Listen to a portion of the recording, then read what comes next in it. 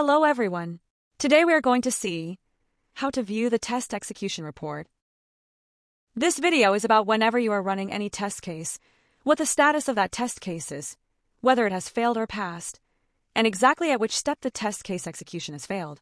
If it has passed, the test data taken by that particular step can be viewed in Excel format. For example, in this test case, Global HR, you can see that you have already executed it.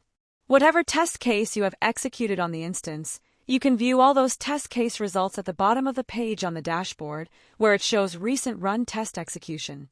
The overall status of the test case execution can be viewed in the status column.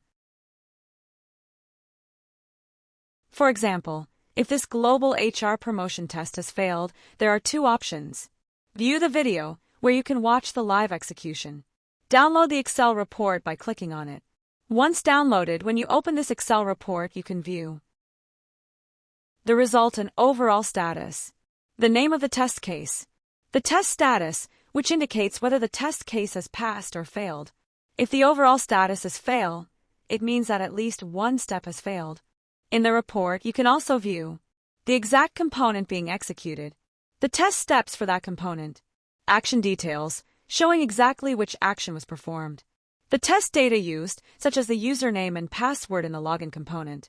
If all components are marked as passed, the test case is successful. However, if the last component, such as direct repo, shows a failure, you can check the reason for the failure.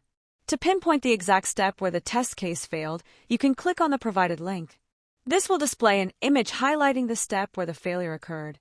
Please note that you must log in with your credentials to access the test case results. This is how you can efficiently track whether a test case has passed or failed and identify the reason for any failure. We are providing these services. Thank you for watching our video.